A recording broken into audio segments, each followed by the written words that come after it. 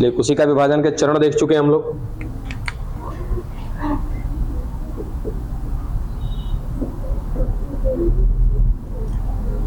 इसमें कुछ क्या थे हमारे पास?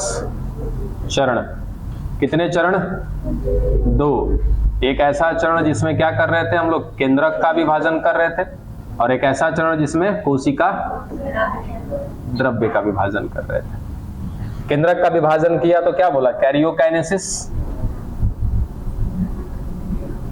हमने जब कोशिका द्रव्य का विभाजन किया तो क्या बोला था? साइटोकाइनेसिस। चलो डन।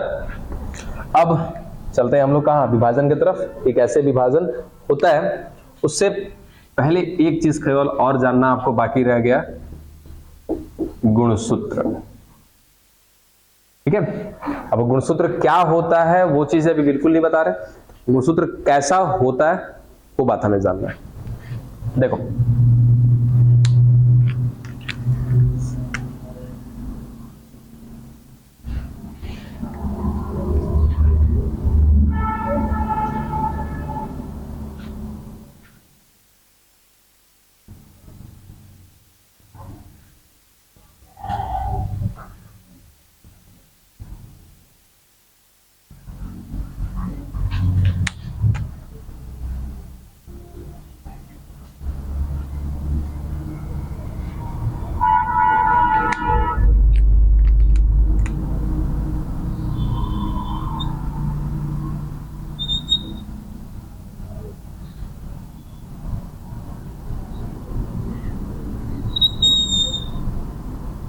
ये बच्चा आपका एक गुणसूत्र।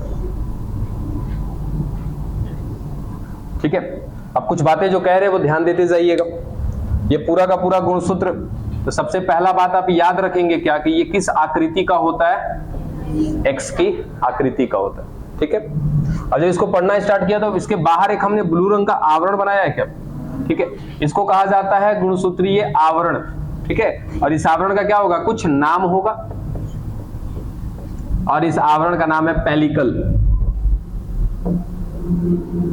ज्यादा डिटेल कुछ नहीं जानना है, बस केवल इसके बारे में देखिए क्या क्या चीजें हैं। ठीक है, क्या हुआ कि एक्स के आकृति का है। दूसरा क्या है? इसके आवरण को नाम दिया है पेलिकल। ठीक है, तीसरा बिंदु,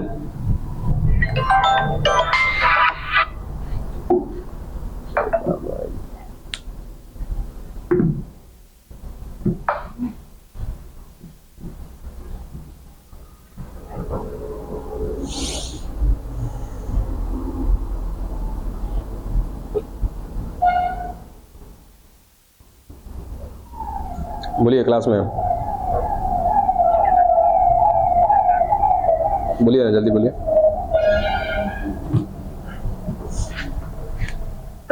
क्या हुआ? आवरण की बात हो गई। चलो अब इसमें देखो, एक सिरा ऐसे है और दूसरा सिरा ऐसे है ना। ये एक वाला है इधर और ये दूसरा।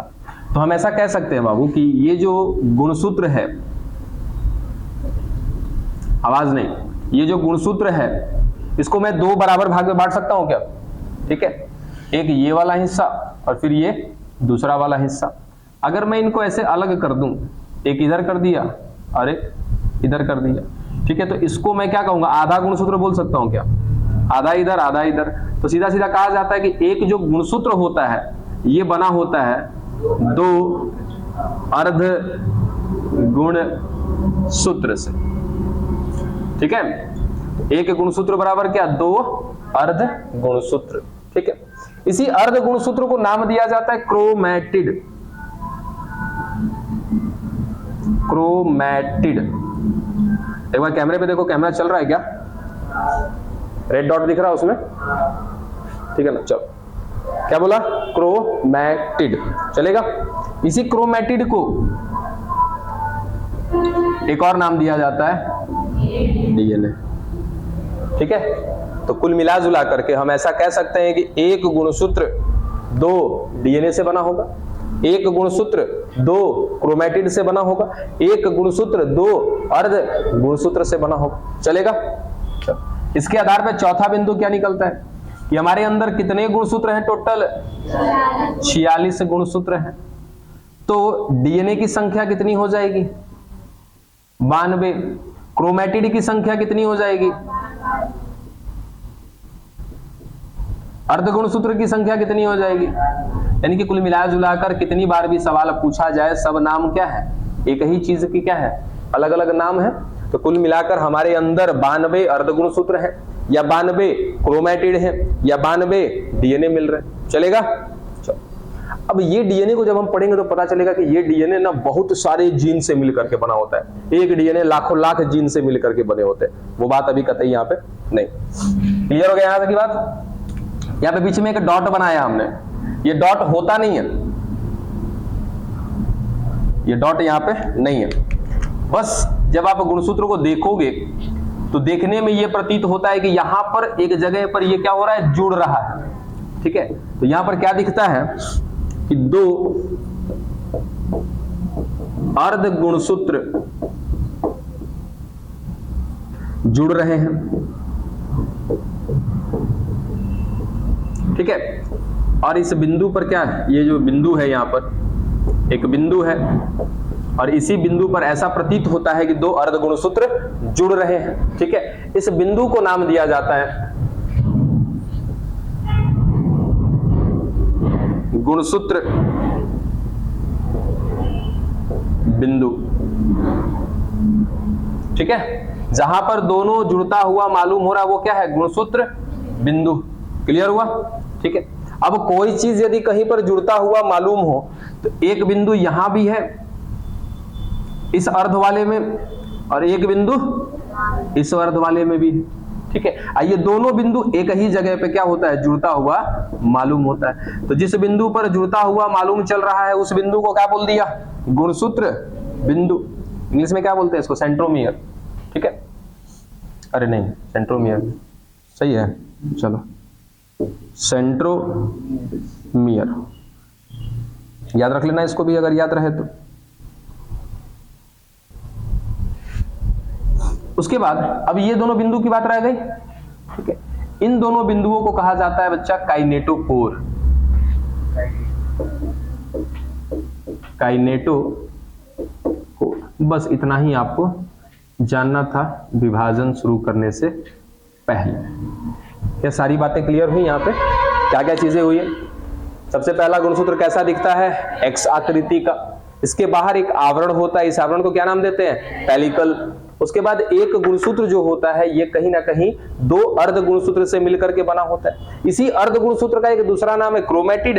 इसी को हम क्या कहते हैं? डीएनए कहते हैं। कुल मिला जुलाकर हम जब भी बात करेंगे तो 92 ये सारे के सारे निकल जाएंगे, हमारे अंदर की बात कर रहे हैं। ठीक है, उसके बाद ये जो अर्ध गुणसूत्र है इन दोनों में क्या पाया जाता है? एक एक बिंदु पाया जाता है, जिसको क्या नाम दिया जाता है? काइनेटोकोर। एक सवाल यहां से भी बनेगा बाबू कि एक गुणसूत्र में काइनेटोकोर की संख्या कितनी होगी? दो। याद रहेगा, एक गुणसूत्र में काइनेटोकोर की संख्या 2, और एक गुणसूत्र में गुणसूत्र बिंदु की संख्या 1। जहां पर दोनों का दोनों काइनेटोकोर जुड़ता हुआ मालूम चल रहा है उसको क्या कहते हैं हम लोग? गुणसूत्र बिंदु का नाम दिया जाता है। क्लियर है यहाँ तक? किसी को लिखना है तो लिख सकते हो, अदरवाइज हम लोग आगे चलते हैं विभाजन करने के लिए।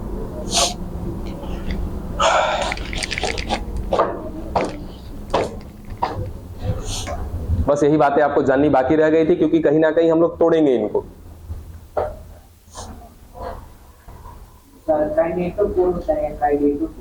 काइनेटोकोर जो लिखा है वही सही है।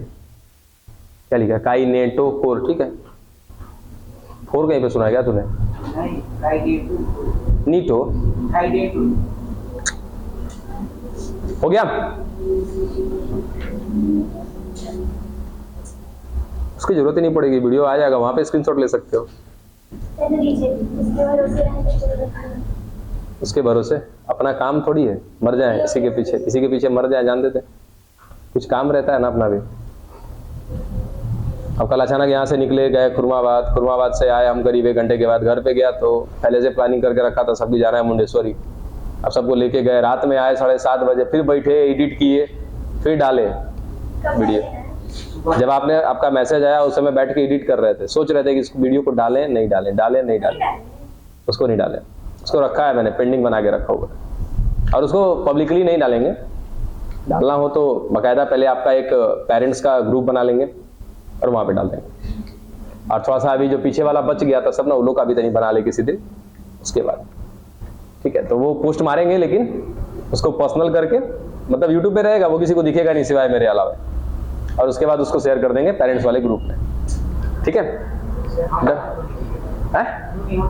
अरे कोई चीजें प्राइवेट करके डालोगे तो नहीं दिखेगी बाबू। हाँ हो गया, याद रहेगा सारा चीज ना। एक दिन लेट का हुआ सिर खाए जा रही हो हमारा, बाकी दिन नहीं देखे हो। हमेशा होता है, कुछ नहीं होता है, कभी पढ़ने से पहले नहीं आते ना, पढ़ने के बाद एक दिन एक्स्ट्रा रखो दिमाग में।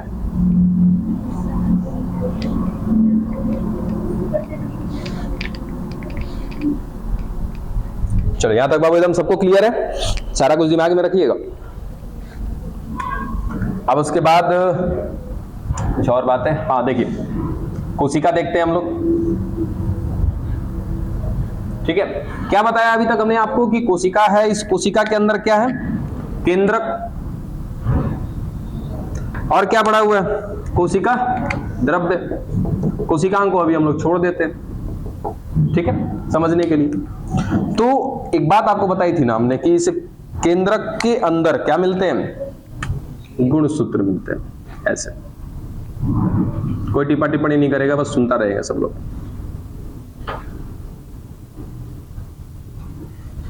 अभी अभी तो कहा था कि गुणसूत्र किस रूप में दिखाई देता है, एक्स के रूप में, एक्स आकृति का होता है। अभी कैसा दिख रहा है, एक्स के जैसा कि जाल के जैसा, ठीक है। चलो तो इसको नाम दिया जाता है गुणसूत्रीय जाल। इसको इंग्लिश में कहते हैं क्रोमैटिन, ठीक है। क्या हुआ कि भाई जाल के रूप में मिल रहा है, ठीक है। इसी जाल को एक और नाम देते हैं हम लोग, गुणसूत्रीय द्रव्य। ये सारा नाम एक ही चीज का है, बस इसमें याद क्या रखना है, क्या हुआ जी, याद क्या रखना है इसमें कि ये जो गुणसूत्र हैं वो प्रॉपर गुणसूत्र के रूप में नहीं होते हैं। अरे वाह, तेरी खाया पिया करो, झिनझिनी नहीं लगेगा, है ना। सबके साथ होता है ना, है तनिक धैर्य रखो, सही हो जाता है। देखो यहाँ इधर सबके साथ हुआ है ना, ऐसा कोई नया चीज तो है नहीं। अच्छा ये बताओ, झिनझिनी लगने का कारण क्या होता है, बता। क्या होता है कि बैठ के बता आराम से बता। सर हम बैठे होते हैं तो हमारा जो रक्त जो शरीर में पैर में जो दौड़ता रहता है, हाँ। वो क्या होता है कि किसी कारण से हमारा अगर हाथ दब जाता है तो रक्त मतलब वहां तक पूरा रक्त पहुंच नहीं पाता है, रक्त का बहुत दौड़ाव बहुत धीमा हो जाता है। इसकी वजह से वहां का जो पैर होता है वो थोड़ा शून टाइप का हो जाता है, यानी वहां पर चुटी उटी काटने से बुझाता नहीं है। लेकिन जब हम हाथ हटाते हैं तो कुछ देर के बाद जब रक्त दौड़ने लगता है तो वहाँ की जो कोशिकाएं होती है जो अपना भोजन प्राप्त करने के लिए उस पर हावी हो जाती है, दौड़ पड़ती है और लड़ने झगड़ने की वजह से इसकी वजह से झिनझिनी होने लगता है। कुछ ज्यादा ही लंबा लेके गए, हालांकि ठीक है। ऐसा नहीं है कि झिनझिनी जब कोशिकाएं दौड़ती हैं, कोशिकाएं अपने जगह पे रहती हैं, तो वहीं पे रहती ठीक है। होता क्या है कि जब भी आप किसी ऐसी अवस्था में बैठ जाते हैं जिस अवस्था में उस अंग में रक्त बराबर नहीं पहुंच रहा है ना, हो सकता है कि किसी अवस्था में हम बैठे और बैठने के क्रम में आते हैं बच्चा, हम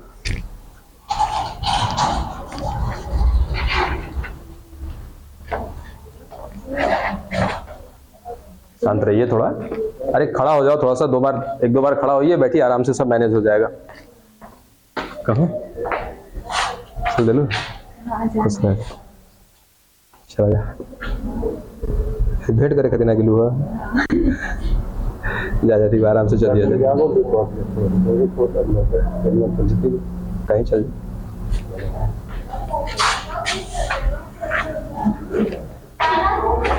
क्या हो गया, काहे इतना बतिया रहे हो, हैं?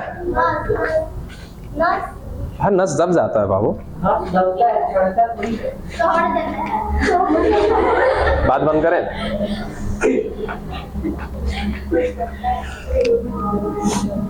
तो बस उसी दबाव के कारण रक्त का आपका जो बहाव है वो कम हो जाता है, वहां उस अंग तक नहीं पहुंचता है, जिससे प्रॉपर ऑक्सीजन नहीं पहुंचता है। अब प्रॉपर ऑक्सीजन नहीं पहुंचेगा ना तो वो अंग को ऑक्सीजन चाहिए ही चाहिए। कोई भी आपका अंग काम कर रहा है, एक एक कोशिका को क्या चाहिए? ऑक्सीजन चाहिए। अब ऑक्सीजन नहीं मिलेगा तो उसके विपरीत वो क्रिया देता है झंझना करके, समझे? ऑक्सीजन जब नहीं पहुंचा उसके विपरीत वो एक आपकी प्रतिक्रिया है कि भाई अब जैसे झंझनाएगा तो आप बेचैनी फील करोगे, है ना? उसके बाद जैसे आप उठोगे फिर बराबर वहां पे, अरे सब तो वहीं पर है, ठीक है? लॉजिक ज्यादा लगाओगे तो अच्छा चीज को भी जानते हुए चीज को भी बिगाड़ लोगे अपने लॉजिक को। ऐसा ना लगाइए, सीधा सीधा क्या ऑक्सीजन की वहां कमी हुई जिस कारण से वहां की कोशिकाओं ने प्रतिक्रिया दिया झंझनाहट के रूप में, तब जाकर आप उठे, सही हो गए। जैसे कभी हम लोग रनिंग करते हैं तो रनिंग करते करते मेरा पैर पकड़ लेता है कभी। पैर पकड़ना अलग चीज है ना भाई, तू एक्स्ट्रा काम कर रहा है उस कोशिका से, तो एक्स्ट्रा काम करेगा तो अवायवीय श्वसन हो जाएगा उस कोशिका में, लैक्टिक अम्ल जमा हो जाएगा, वो एक अलग सीन है। वहाँ भी ऑक्सीजन की कमी हो जाती है। हाँ, श्वसन नहीं पढ़ा तुम, अनऑक्सी श्वसन पढ़ाए हैं, ऑक्सी श्वसन भी पढ़ाए हैं। ऑक्सीजन की उपस्थिति में यदि ग्लूकोज को तोड़ा जाए तो वो क्या कहलाता है? ऑक्सी श्वसन कहलाता है। ऑक्सीजन की अनुपस्थिति में यदि तोड़ा जाए तो क्या कहलाएगा? अनऑक्सी श्वसन कहलाएगा, ठीक है? जब हम लोग दौड़ भाग कर रहे होते हैं, किसी काम को ज्यादा से ज्यादा कर रहे होते हैं, अब मान के चलो कि हम ईंटा ही ढो रहे हैं, दौड़ नहीं रहे, ईंटा ढो रहे, तो उस समय क्या कर रहे हैं? अपने बाजुओं का, अपने हाथों का ज्यादा से ज्यादा प्रयोग कर रहे हो ना, ठीक है? अब भाई साहब यहाँ जितना आप प्रयोग कर रहे हो उतना ज्यादा यहाँ पे ऊर्जा भी चाहिए कि नहीं चाहिए, ठीक है? और ऊर्जा बनाने के लिए कहीं ना कहीं हमारे पास क्या होना चाहिए? ग्लूकोज होना चाहिए। ग्लूकोज पड़ा हुआ है यहाँ पे, कोई दिक्कत नहीं है, लेकिन उस ग्लूकोज को तोड़ के ऊर्जा बनाने के लिए क्या चाहिए? वहां पे ऑक्सीजन चाहिए। और आप लगातार उतना तेजी से ऑक्सीजन नहीं ले पाते हो जितना तेजी से आप यहाँ पे ऊर्जा खत्म कर रहे हो। बात पल्ले पड़ी? क्या हुआ कि भाई यहाँ पर जितना हम ऊर्जा उठा रहे हैं, यहाँ से लगातार यहाँ तो उठाए जा रहे हैं, ऊर्जा हमारी खर्च हो रही है, और उतना हम ऊपर से ऑक्सीजन डाल ही नहीं पा रहे। तो नहीं डालेंगे तो क्या होगा? बिना ऑक्सीजन के भी ग्लूकोज टूटता है और ऊर्जा बनता है, लेकिन एक दिक्कत हो जाता है कि बिना ऑक्सीजन के यदि ग्लूकोज टूटेगा और ऊर्जा बनेगा तो साथ साथ एक और चीज बनाएगा, उसका नाम है लैक्टिक अम्ल या लैक्टिक एसिड। अगर मेरे ऑक्सीजन जाकर के और ग्लूकोज को तोड़ेगा तो कुछ एक्स्ट्रा नहीं बनेगा, खाली क्या बनेगा? ऊर्जा बनेगा। और क्या बनेगा? उष्मा बनेगा, ठीक है? लेकिन जैसे ही हम एक्स्ट्रा काम करना चालू करते हैं, ऊर्जा बन रहा है, उष्मा भी बन रहा है, लेकिन सब कुछ बन रहा है बिना ऑक्सीजन के, तो साथ में क्या बना देगा? Lactic acid. Lactic acid in कोशिकाओं में जमा हो जाएगा, जिस कारण से आपको कुछ समय के बाद दर्द का एहसास होता है। बस वही जब आप डॉक्टर के पास जाते हो कि भाई साहब हमने कुछ ऐसा काम किया था, हाँ तो दर्द करने लगा, तो वो क्या दे देता है? कुछ ऐसा दवा दे देता है जो एक प्रकार का क्षारीय होता है, अम्ल और क्षार मिलकर क्या हो जाएगा? उदासीन हो जाएगा। और कुछ पेन किलर दे देता है। अब पेन किलर में क्या होता है कि यहाँ की जो संवेदनाएं आपके मस्तिष्क तक जा रही है ना, वो संवेदनाएं क्रॉस कर जाती है, रुक जाती है। आपका हाथ कट गया है, ठीक है, इसका सूचना यदि ऊपर जा रहा है तभी आपको दर्द का एहसास हो रहा है, यदि सूचना जाना बंद हो जाए तो वो दर्द का एहसास बंद हो जाएगा। क्या लगता है कि आप पेन किलर खाते हो तो दर्द खत्म हो जाता है? नहीं, दर्द की संवेदना ऊपर जानी बंद हो जाती है, दर्द वही रहता है। समझे बात को? पेट दर्द का आपने खाया, पेट दर्द क्या हुआ? खत्म हो गया। आपको नहीं समझ में आ रहा भाई साहब, उसकी संवेदना जानी बंद हो गई है, ठीक है? चलो यहाँ आ जाए हम लोग, बस बस इधर उधर का कोई टॉपिक नहीं, जानने को बहुत सारा टॉपिक अपने पास पड़ा हुआ है। क्या बात किया कि जो कोई भी कोशिका है, ये कोशिका के अंदर जो क्या मिलता है? इसका केंद्रक। ये कौन है? इसका केंद्रक। इसके केंद्रक के अंदर क्या मिल रहे हैं? गुणसूत्र, है ना? लेकिन वो, ठहर जा बाबू, बेचैनी में एकदम नहीं रहो, देखो इरिटेट कर देते हो फिर तुम लोग। अच्छा ये बताओ, हम नहीं जानते ये सब चीज, बोलो तब, या तो आप फिर हमें ज्ञान दे दो या फिर हमारी ज्ञान आप ले लो। मुझे इस चैप्टर को पढ़ाने की कोई आवश्यकता नहीं थी, मैंने बोला था इस चैप्टर को ड्रॉप कर देंगे क्योंकि पढ़ाया हुआ ये चैप्टर। बहुत लोगों ने कहा कि सर नहीं पढ़े, पढ़ा रहे हैं। अब हर बात में आपकी आवाज अगर सुनाई देगी, हम खुद पूछते हैं ना कोई चीजें, आप वहां पे रिप्लाई करो ना, या कभी कभार कुछ भूल जाते हैं हम, पूछ ही लेते हैं ना आप लोग से। तब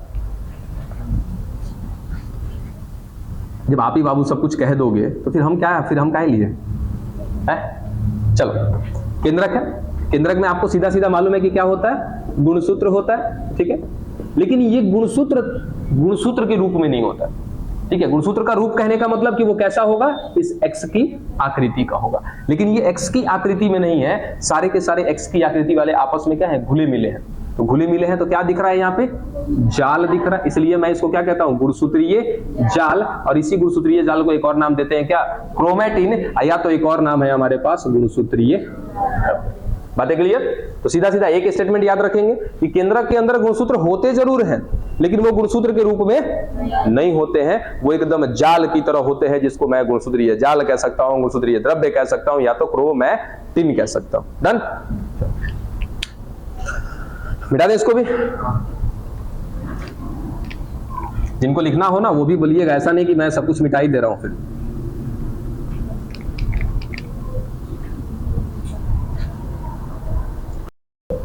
याद ही नहीं रहता। अब देखो ये एक वर्ड लिख रहा हूं, जीवन चक्र, लाइफ साइकिल। क्या इस शब्द को समझते हो? कोई एक जीव है ना, उस जीव ने क्या लिया? जन्म लिया। जन्म लेने के बाद फिर क्या हो जाएगा? मृत हो जाएगा, मर जाएगा। इस बीच में वो क्या करता है? वृद्धि करता है। 3 अवस्थाएं आती है, जन्म लेना, वृद्धि करना और फिर मृत्यु हो जाना। ठीक है, इस बीच में वृद्धि करने के बाद एक और चीज आएगा, जन्म देना, है ना। तो कुल मिला जुला करके 4 बातें।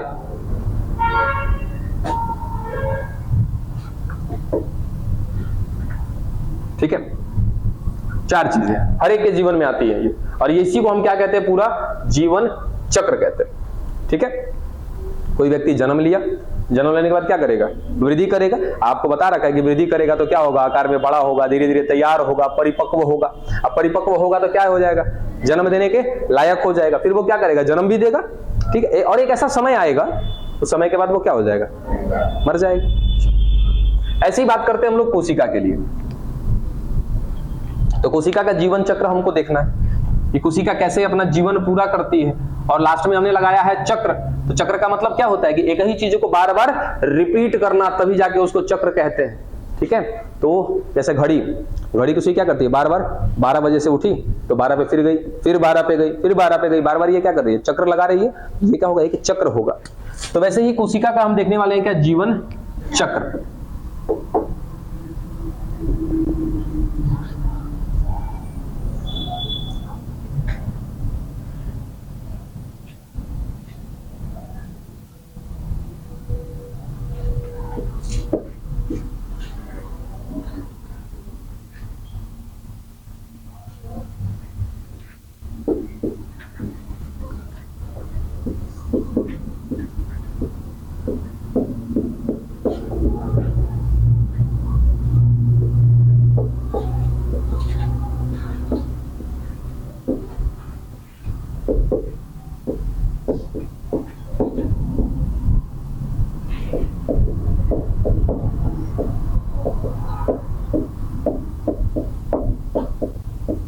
चलो ये 1 2 3 4 5, ठीक है।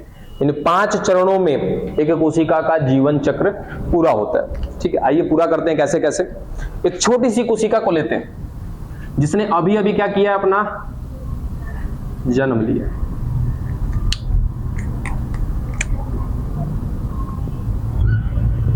ठीक है, इसने अभी अभी क्या किया?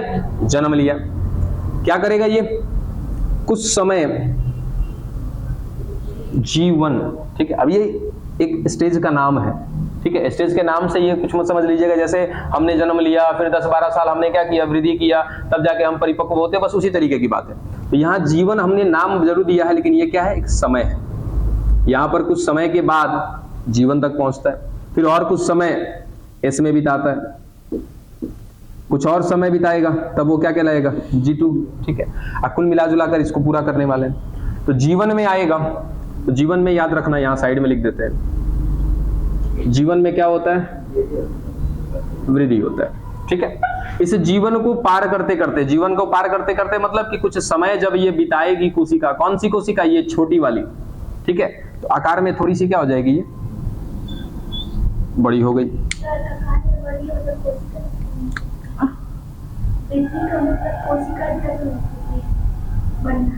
केवल कोशिका द्रव्य ही थोड़ी बढ़ रहा है बाबू। कोशिका द्रव्य बढ़ेगा, उसका आयतन बढ़ेगा।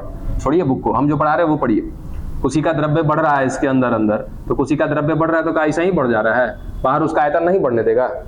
वो बढ़ेगा तभी ना। अरे सब कुछ इतना ज्यादा दिमाग लगाओगे तो चल जाओगे बाहर। ठीक है, क्या कर रहा है? वृद्धि कर रहा है। तो वृद्धि करने का मतलब इसके अंदर जो जो चीजें होंगी सब वृद्धि करेंगी ना, है? ऐसा थोड़ी होता है कि खाली हमारे अंदर फैलता जा रहा है, गुब्बारे की तरह हो जाएंगे। चल बढ़ गया। तो कुछ समय इसने बिताया, और जितना समय बिताया उस समय को हमने क्या बोला है? G1। ठीक है, यहाँ से एक सवाल आता है कि कोशिका का जीवन चक्र कहाँ से शुरू होता है? तो कोशिका का जीवन चक्र कहाँ से शुरू होता है? G1 से शुरू होता है। बहुत इजी है। कोशिका का जीवन कहाँ से शुरू हुआ? G1 से शुरू हुआ।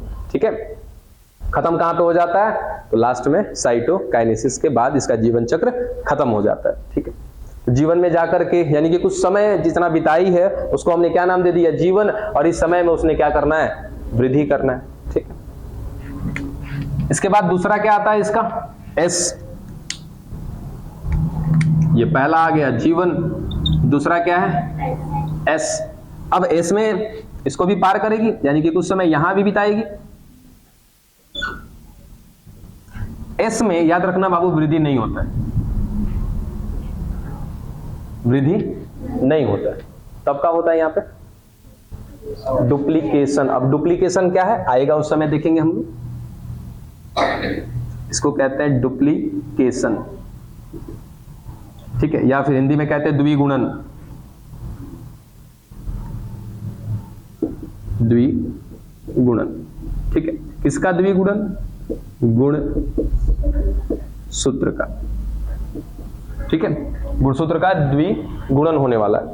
क्या होगा देखा जाएगा। कोशिका का आकार यहां पे नहीं बढ़ा है, यूं का यूं है।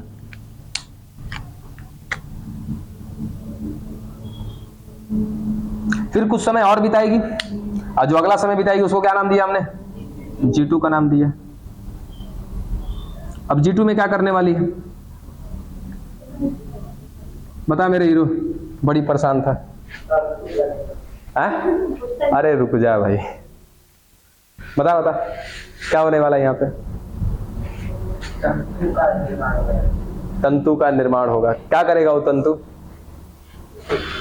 एक गुणसूत्र जब बन जाएगा वहां पे, उसके बाद उसको क्या करेगा कि तंतु जो है उससे रेशेदार निकलेंगे और उसको खींच करके चलो अलग-अलग कर देंगे। देखिए बाबू, अब इस कोशिका के अंदर कोशिका द्रव्य पहले से है, केंद्रक भी है, इसके अंदर बन रहा है तंतु, रेशा। ठीक है, कुछ स्पेशल टाइप के प्रोटीन होंगे वो।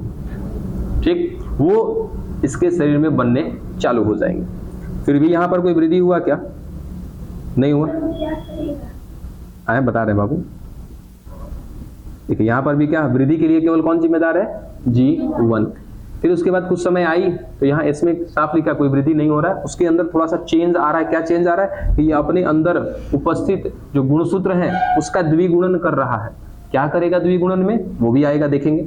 उसके बाद कुछ और समय बिता रहा है जिसको हमने नाम दिया है क्या? G2। और इस समय में क्या कर रहा है कि अपने अंदर बहुत सारे रेशे बना रहा है। ठीक है, बहुत सारे प्रोटीन्स बना रहे हैं। वो प्रोटीन आगे चल के, मैं डायरेक्टली रेशा बोल दिया ना, रेशा नहीं बनता, डायरेक्टली क्या बोलता है? कुछ स्पेशल टाइप के प्रोटीन बनते हैं। वो प्रोटीन आगे चल के क्या बनाते हैं? रेशे बनाते हैं। याद रखना, ये प्रोटीन आगे चल के रेशे बनाएंगे। तो इसके अंदर कुछ खास किस्म के क्या बन गए?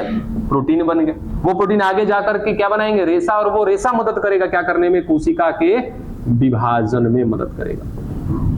ठीक है, चलो अब इसके बाद की कहानी साफ साफ समझ में आ रही है। क्या है? कैरियोकाइनेसिस। इस पूरे को G1, S और G2 को, यहाँ तीसरे नंबर पे कौन है? G2। यहाँ पर क्या बन रहा है? खास किस्म का प्रोटीन बन रहा है। इन तीनों अवस्था को मिलाकर के क्या नाम दिया जाता है? वृद्धि अवस्था। अब ये मत कहना कि सर वृद्धि तो केवल यहां हुआ है, वो वृद्धि आकार में हुआ है। ठीक है, यहाँ पे आकार के रूप से वृद्धि हुआ है कि अंदर आकार में वृद्धि हुआ है। यहाँ भी वृद्धि हुआ है। किसका वृद्धि हुआ है? किसी दूसरे चीज का। और वो दूसरा चीज कौन हो रहा है भैया? इसके अंदर गुणसूत्र का वृद्धि हो रहा है। ठीक है, तीसरा यानी कि G2 में भी क्या हुआ है? वृद्धि हुआ है, लेकिन आकार में वृद्धि नहीं हुआ है। किस रूप में वृद्धि हुआ है? इसके अंदर कुछ खास किस्म के प्रोटीन बने हैं। तो भैया प्रोटीन बने मतलब उसके अंदर ही बने ना, तो वृद्धि तो हो रहा है ना। इसीलिए तीनों को मिलाकर के हम क्या कहते हैं? वृद्धि अवस्था कहते हैं। उसके बाद ये दोनों का दोनों क्या है? कैरियोकाइनेसिस और साइटोकाइनेसिस। इसको कहते हैं बच्चा हम लोग विभाजन अवस्था। विभाजन अवस्था यानी कि इन दोनों अवस्था में कहीं ना कहीं क्या कराया जाएगा? विभाजन कराया जाएगा।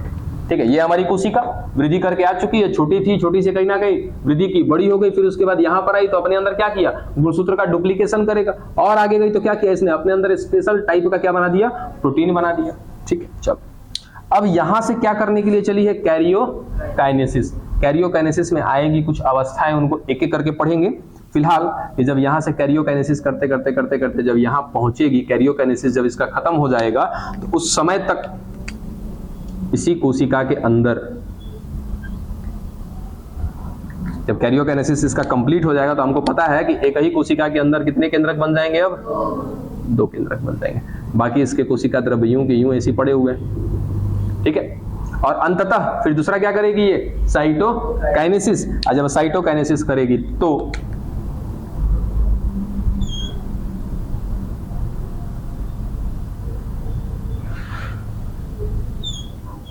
अरे बार बार बड़े को किसे बन जा रहा है जी। चलो अब कितनी कोशिका बन गई, ठीक है। और एक सामान्य मैं अगर बात करूं कि एक सामान्य कोशिका जो हमारे अंदर है उसको इतना सब कुछ करने में लगता है टोटल 24 घंटे। ठीक है, यानी कि 24 घंटा में से, अब देखो प्रॉपर इसका कोई घंटे का जिक्र नहीं है हमारे पास और ना ही आपको उतना पढ़ना भी है, तो 24 घंटे में से कुछ समय जो बिताई उसको हमने क्या नाम दिया, जीवन। यानी कि इसी 24 घंटे में से मान लिया जाए कि 2-4 घंटा में क्या कर लिया इसने, अपने आकार को बड़ा कर लिया। फिर अगले 2-4 घंटा में क्या कर रहा है, अपने अंदर डीएनए के डुप्लीकेशन में काम कर रहा है। ठीक है, उसके अगले घंटे में क्या कर रहा है भाई, तो सीधा सीधा कुछ खास किस्म का प्रोटीन बना रहा है। सब कुछ करके यहाँ जब पहुंच गया, ये तीनों काम कर लिया, तब ये आकार में भी बड़ा हो चुका है, उसके साथ साथ डुप्लीकेशन कर चुका है, उसके साथ साथ क्या कर चुका है, अपने अंदर खास किस्म का प्रोटीन बना चुका है। और ये दोनों और ये तीनों जब हो जाएगा तब मैं कहता हूं कि एक कोशिका क्या है, परिपक्व है। तो ये मैं क्या कह सकता हूं कि ये एक ऐसी कोशिका है जो परिपक्व कोशिका है। अब परिपक्व किसके संदर्भ में, अब ई क्या कर सकती है, जनन कर सकती है। जनन कर सकती है इन द सेंस ये विभाजन कर सकती है। जब भाई तीनों जब तक पार नहीं होगा तब तक हम नहीं कहेंगे कि कोई कोशिका परिपक्व है। जब ये परिपक्व हो गई तभी क्या करेगी, कैरियोकाइनेसिस। उसके बाद क्या कर लेगी, साइटोकाइनेसिस। बात समझ में आई, ठीक है। अब इसी के रिस्पेक्ट में ना एक वर्ड और आता है, कैंसर की कोशिका समझते हो, ठीक है। कैंसर कभी सुना है आपने, कैंसर कोई रोग नहीं है, ठीक है। कैंसर में क्या होता है कि अत्यधिक कोशिका विभाजन शुरू हो जाता है, और अत्यधिक कोशिका विभाजन शुरू हो जाएगा तो सोचो कि यहाँ पर हमें जरूरत है 100 कोशिका की, यहाँ पर आ जाए 1000 कोशिका, तो 900 कोशिका एक्स्ट्रा है ना यहाँ पे, लेकिन वो एक्स्ट्रा तो है। अब वो क्या कर रही है, कोशिका विभाजन भी कर रही है और अपनी कोशिका की संख्या भी बढ़ा रही है, और 900 कोशिका का भोजन पानी तो यहीं से ले रहा है ना आसपास से, तो बाकी आसपास की कोशिकाओं को क्या होने लगता है, नुकसान होने लगता है। और नुकसान होगा तो दूसरे कोशिका का भोजन चुरा करके खाने लगेगी वो कोशिका, और बाकी कोशिकाएं मरने लगेंगी। तो इसी चीज को हम क्या कहते हैं, कैंसर कहते हैं, ठीक है। तो कैंसर की कोशिका की मैं बात करूं ना बच्चा, तो कैंसर की कोशिका मात्र 1 मिनट में एक कोशिका से 2 कोशिका बना सकती है। सोचो, मात्र 1 मिनट में। अब 1 से 2 बनाया 1 मिनट में, अगले मिनट में 4, उसके अगले मिनट में 8, उसके अगले मिनट में। सोच रहे हो कितना तेजी से विभाजन होगा, ठीक है। ये विभाजन सही है, ठीक है, ये सामान्य कोशिका का विभाजन है, और ये सामान्य कोशिका का विभाजन जरूरी है हमारे शरीर के लिए। अगर कोशिका विभाजन नहीं होगा तो हमारे शरीर में कोशिका की संख्या नहीं बढ़ेगी। हमारे शरीर में अगर कोशिका की संख्या नहीं बढ़ेगी तो हमारा शरीर का विकास होगा क्या, नहीं होगा, ठीक है। और एक निश्चित समय तक ही हमारे शरीर में कोशिका विभाजन होता है, ये भी बात याद रखना। एक निश्चित समय सीमा तक ही हमारे शरीर में क्या होता है, कोशिका विभाजन होता है। सोच के देखो कि अगर ये कोशिका विभाजन नहीं रुकता तब, अभी हमारे अंदर अगर मान लिया जाए कि चलो 1 लाख कोशिका, ठीक है, 1 लाख कोशिका में मेरी लंबाई चौड़ाई मोटाई इतनी है, ठीक है। सर ने तो कहा है अभी कि 24 घंटा में क्या कर लेगा, कोशिका विभाजन हो जाएगा, ठीक है। इतनी सारी कोशिकाएं हैं मेरे अंदर, 1 लाख कोशिकाएं हैं, इतने दिनों से मेरे शरीर के अंदर पड़ी हुई है, सारी की सारी क्या है, परिपक्व है। अगले 24 घंटा में 1 लाख से 2 लाख हो जाएगा। नींद आ रहा है, मुंह धो क्या, जल्दी जल्दी जाओ, जल्दी, एकदम तन को देर नहीं, जल्दी जाओ, मुंह धो के पानी मार के आओ, जल्दी अपने से काम कर लेना है, कहना ना पड़े ये सब। नींद आ रहा तुरंत जाइए, मुंह धो गए ना तो एक्सीडेंट हो जाएगा। हाँ जी, देखो अब सोचो बाबू मेरे अंदर 1 लाख कोशिका है, अगले 24 घंटे में 2 लाख हो जाएगा तो हम डबल साइज के नहीं हो जाएंगे, हो जाएंगे ना। तो इसका मतलब मेरा कोशिका विभाजन रुका हुआ है। समझ में आया? मेरा कोशिका विभाजन रुका है। अपने ही पे ले लो ना, आपके अंदर भी मान लो 1 लाख कोशिका है, 24 घंटा के बाद, 1 दिन 1 रात के बाद आप डबल साइज के हो जाओगे। कारण 1 लाख कोशिका अगर विभाजन करेगी तो कितना कोशिका बनेगा? 2 लाख बनेगा। अब 1 लाख में जब इतने पतले हो, 2 लाख में मोटा हो जाओगे ना है? इसका मतलब कि कोशिका विभाजन हमारे अंदर रुका हुआ है। ठीक है ना? क्या मतलब हुआ कि कोशिका विभाजन एक निश्चित समय सीमा तक चलता है। ठीक है, हुआ ना? देखो तुमको भी भेजेंगे किसी दिन, बड़ा मत, बात पल्ले पड़ी। एक निश्चित समय सीमा तक ही कोशिका विभाजन होता है, उसके बाद कोशिका विभाजन रुक जाता है। चलो सर रुक गया तो ऐसे है, एक निश्चित शेप साइज आकार में मिल रहे हैं हम लोग, क्या ये कोशिका विभाजन दोबारा कभी स्टार्ट नहीं होगा? होगा, आवश्यकता अनुसार। जब आवश्यकता पड़ेगी तब हमारे अंदर कोशिका विभाजन होगा, जब आवश्यकता नहीं पड़ेगी तो कोशिका विभाजन नहीं होगा। और इस आवश्यकता अनुसार कोशिका विभाजन को कहा जाता है रिपेयरिंग। बात समझे? क्या कहते हैं? रिपेयरिंग। अब इस रिपेयरिंग शब्द को तो नहीं इस्तेमाल में ले सकते, लेकिन समझने के लिए कह सकते हैं। अब समझने के लिए क्या, एक बार एग्जांपल दिया था, कुत्ते को एक ढेला मार के देखो, हो सकता है जितना बड़ा आपने मारा उतना ही बड़ा आपका निकाल के ले जाए। समझे? एक ढेला मारे, छोटे सा मारे तो छोटे पीस ले जाएगा आपका भी, तो छोटा पीस ले गया तो 1000-2000 कोशिका ले गया ना आपका। 1000-2000 कोशिका की कमी हो गई ना, तो वहां पर 1000-2000 कोशिका वापस चाहिए ना, तो आसपास की कोशिका क्या करेंगी? विभाजन करना शुरू कर देंगी। ठीक है, अब यहाँ से 1000 कोशिका गायब हुआ था मेरे हाथ से, मारा हमने ढेला कुत्ते को, कुत्ता आया काट पीट के ले गया, तो काट पीट के ले गया, खाल ऊंच कर देगा वहां पे। ठीक है, अब उसको बराबर करना है ना बाबू, तो बराबर करना, अगर 1000 कोशिका निकाला है तो 1000 कोशिका ही यहाँ पर चाहिए। ठीक है, उस 1000 कोशिका को लाने के लिए आसपास की कोशिका क्या करेगी? रिपेयरिंग स्टार्ट करेगी। इसीलिए हमने बोला क्या? रिपेयरिंग। तो रिपेयरिंग स्टार्ट करेगी तो क्या करेगी? यहाँ पे कोशिका विभाजन करना चालू करेगी, धीरे धीरे यहाँ पे नई नई कोशिकाएं आती जाएंगी, और एक समय ऐसा आएगा कि जब एकदम पूरा बराबर हो जाएगा तो फिर कोशिका विभाजन रुक जाएगा वापस। बात समझे? यहीं पे कभी कभार गड़बड़ा जाता है कि घाव हुआ है, आप घाव की देखरेख नहीं कर रहे हो बढ़िया से। ठीक है, कैंसर होने के लिए ना कोई स्पेशल चीज जिम्मेदार नहीं है। कैंसर धुएं से भी हो सकता है, कैंसर किसी केमिकल से भी हो सकता है, कैंसर आपके खान पान से हो सकता है। कैंसर होने के लिए बहुत सारी चीजें जिम्मेदार है। आप जो दवाई लगा रहे हो यहाँ पे घाव पे, उस वजह से भी कैंसर हो सकता है। ठीक है, उसके बारे में कैंसर बहुत अच्छे से पढ़ना है हम लोग को, पढ़ेंगे हम लोग। ठीक है, तो मान लिया जाए कि आप घाव का देखरेख अच्छे से नहीं कर रहे हो, अब वहां की कोशिका सनक जाएगी, तो कहेगी तू रहने दे, अब हम अपना विभाजन कर रहे हैं। अब अपना मन का विभाजन करेगा तो सोच लो, बराबर करना था, फुला देगा वहां पे, फुला देगा तो मतलब कोशिका की संख्या वहां पे बढ़ गई तो उसको भी क्या चाहिए? भोजन चाहिए। और संगे संगे हर मिनट में क्या कर रहा है? डबल कर ले रहा है अपने आप को। यहाँ पे अगर संख्या में 100 है, अगले मिनट में 200 हो जाएगा, तो 200 को भोजन चाहिए ना, तो भोजन तो चाहिए। वो क्या करेगा? अगल बगल वाले से चुराना चालू कर देगा। अगल बगल वाले का अगर भोजन चुरा लिया जाएगा तो अगल बगल वाला क्या हो जाएगा? मरने लगेगा। समझे? इस तरह की कहानी होती है। तो कहानी समझ में आई? ठीक है, ये है कोशिका चक्र जो संपन्न होता है कितने समय में? 24 घंटे में। ये बचपन से हमारे अंदर तक चल रहा था, तभी हम जाकर के धीरे धीरे डे बाई डे क्या होते गए? बड़े होते गए। ठीक है, अब एक समय के बाद जैसे 17-18 साल 20 साल तक आते आते हमारे अंदर कोशिका विभाजन क्या हो जाता है? रुक जाता है। अगर नहीं रुकता तो हमारा आकार बढ़ता चला जाता। ठीक है, अब जो रुका हुआ कोशिका विभाजन है आवश्यकता अनुसार क्या किया जाता है? फिर से शुरू कर लिया जाता है। अब ये आवश्यकता कब होती है? कि जब हमारे किसी अंग में किसी प्रकार का चोट लग जाता है, कोशिकाएं हमारी मृत कर जाती हैं, तो ऐसी स्थिति में नई कोशिकाएं बनाई जाती हैं। और एक बात, पेट पर लॉक पर बराबर, उसके बाद जो नई कोशिकाएं आती है ना, पुरानी कोशिकाएं से कमजोर होती है। क्यों? क्योंकि ये मेरा स्किन, आपको शायद बचपन में कोई चोट लगा हो, उसका दाग आज भी होगा। केयर करना, सोचो कि वो बचपन से दाग आज तक उसी जगह पे है, थोड़ा सा फैल गया होगा, वो दाग थोड़ा सा फैल गया होगा। क्यों? क्योंकि आपका शरीर का आकार बढ़ रहा है, तो स्किन भी बढ़ रहा है ना, तो वो फैल गया। मतलब कि वही स्किन आज भी है। 5 साल के जब थे उस समय हमने वो दाग देखा था, उस समय का स्किन आज भी यहीं का यहीं है। ये सोचो बाबू कि ये स्किन 20 साल से हमारे साथ है, 20 साल में ये क्या हो गई है? पक्का हो गई है एकदम। ठीक है, हाथ हमारा जल गया, तो जल गया तो त्वचा क्या हो जाएगी? हमारी जल जाएगी। अब जल गई मतलब कि वहां की कोशिका नष्ट हो गई। 10 दिन 20 दिन महीना दिन लगता है वहां पे नया त्वचा आने में। त्वचा आ गया, वो वाला त्वचा कैसा होता है? पतला होता है, उसके साथ साथ सफेद होता है, हल्के रंग का। अब सोचो वो अभी अभी आई है 1 महीना पहले, यहाँ वाला जो कोशिका था वो कितना दिन से था? 20 साल से था, और अभी अभी आया है। तो जो बगल वाला कोशिका जो 20 साल पहले से है, वो अभी जो आया है 1 महीना पहले से है, दोनों में तुलना करोगे तो मजबूत कौन होगा? बगल वाला जो 20 साल पहले से। कहीं भी देखना जला हुआ और चोट लगा हुआ घाव जो भी होता है ना, वहां पे अगर थोड़ा सा नहाने के क्रम में अगर किसी का हाथ तो जला हो तो कभी केयर करना, वहां पे त्वचा नहीं तो आ गई है, लेकिन आप नहाने के क्रम में अगर गर्म पानी का इस्तेमाल करोगे ना, वहां जाएगा तो पहले झंझना जाएगा शरीर। धूप में रेड है ना, धूप में रेड हो जाएगा, धूप में जाओगे तो वहां पे जलन तेजी से होने लगेगा। क्यों? क्योंकि वो बर्दाश्त नहीं कर सकती है, कुछ समय लगेगा तब वो जाके क्या करेगी, बर्दाश्त करना शुरू करेगी। चक्र की कहानी समझ में आ गई? ये चक्र याद रखना, चक्र फंसाएगा आपको।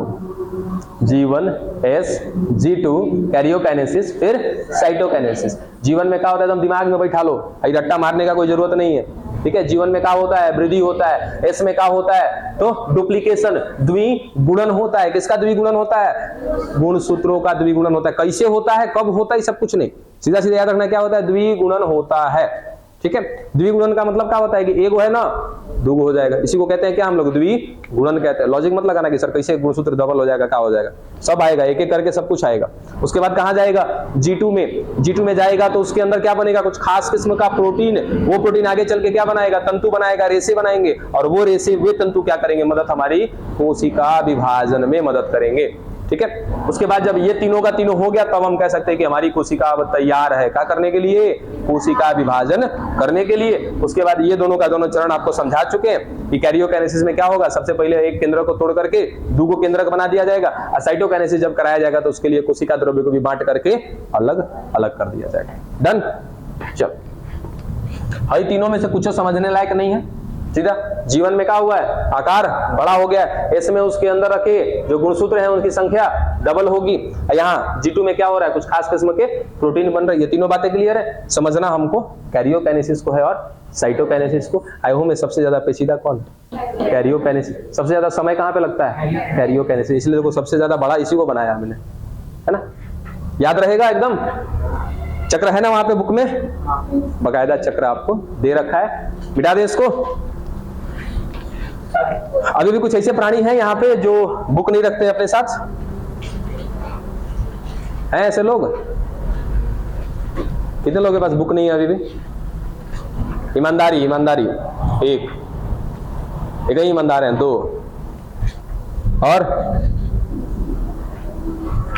किताब ले लीजिए ना, किताब की बहुत बड़ा चीज नहीं है, बुक रखिएगा तभी तो पता चलेगा हमको करना क्या है। बोल तो क्या कह रहा था बाबू? एक में डुप्लीकेशन हो रहा है, तो एक से जब दो गुणसूत्र बन गए तो वो क्या वृद्धि नहीं कहलाएगी? हाँ, जब इस जो स्टेज है उसका। अच्छा, मेरी बातें सुना था आपने पूरा? हमने क्या बोला था कि जीवन में आकार के रूप में वृद्धि होता है, इसमें गुणसूत्र के मामले में वृद्धि होता है। सर वहां पे लिखे हैं कि वृद्धि नहीं होता है, उठा के पटक देंगे कि वो बता दे रहे हैं। वृद्धि आकार को लेकर के है, हम बार बार, दो बार, तीन बार उसको रिपीट भी किए हैं।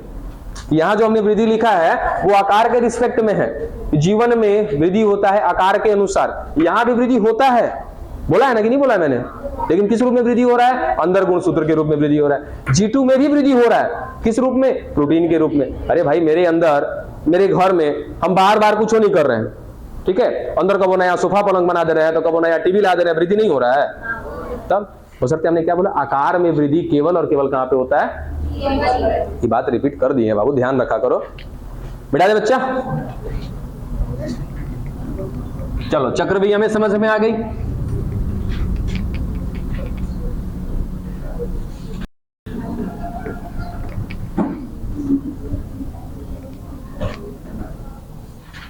पता है मजा कब आता है, सेकेंड ईयर में। कुछ नहीं जानते हो, सब एकदम सब शांत रहता है, तनी मनी जान जाते हो तो सब फुटफुटाने लगते हो। मतलब कुछ नहीं, देखो इधर, अरे कुछ नहीं गलत बोलते हैं हम जो बोलते हैं सही बोलते हैं। बात बंद, इधर देखो, किसकी बात कर रहे हैं हम लोग, केंद्रक। मुंह बंद रखो, केंद्रक विभाजन, मुंह बंद रखिए। सुनिए, केंद्रक विभाजन, इसका मतलब क्या बच्चा, कैरियोकाइनेसिस, ठीक है। ये केंद्रक विभाजन कब होगा, किसमें होगा, तो एक परिपक्व कोशिका में। और परिपक्व होने के लिए उस कोशिका को तीन अवस्था को पार करना पड़ेगा, G1 S G2, ये तीनों को पार करके जब कोई कोशिका आती है तभी हम उसको क्या कहते हैं कि वह एक परिपक्व कोशिका है, मैच्योर कोशिका है। अब ये क्या कर सकती है, केंद्रक का विभाजन कर सकती है, ठीक है। मतलब कुछ यूं, एक केंद्रक, और इससे क्या बनाना है हमको, ऐसे दो केंद्रक, ठीक है। ये कंप्लीट हो गया तो इसी को क्या कहते हैं हम लोग, केंद्रक का विभाजन या कैरियोकाइनेसिस। लेकिन इसको कराने के लिए बच्चा हमारे पास है क्या, कुछ अवस्थाएं, ठीक है, कुछ अवस्था है, कुछ फेज है। एक एक करके फेज को देखते हैं, ठीक है। इन्हीं फेजेस को कहा था कि आप कम से कम इस फेज में होता क्या है वो तो आप नहीं याद करो, लेकिन उस फेज के नाम याद रखना कम से कम। सबसे पहला प्रोफेज, फिर बस जुबान चलना चालू हो गया।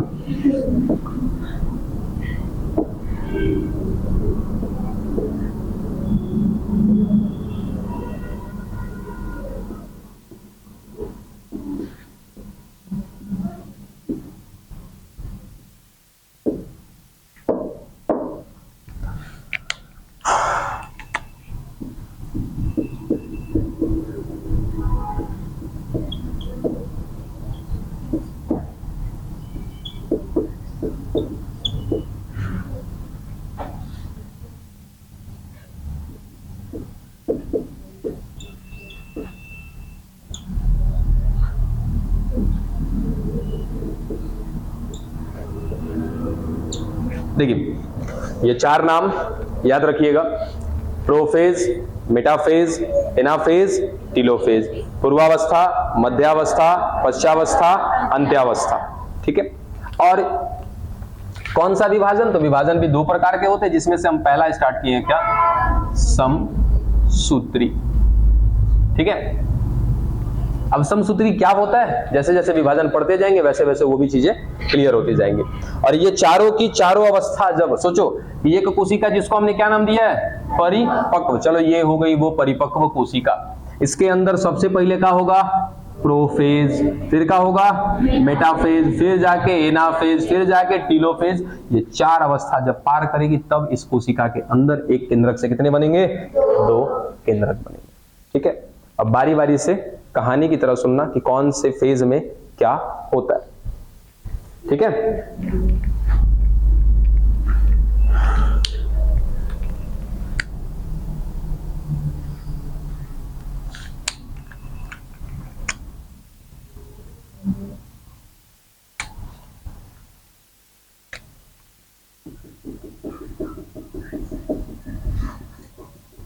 गुणसूत्र होगा कि गुणसूत्र या जाल होगा,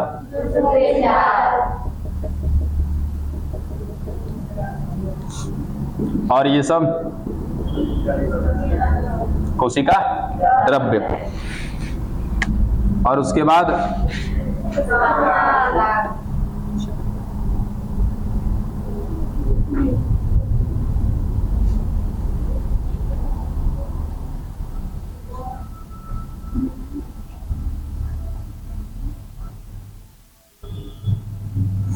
ठीक है।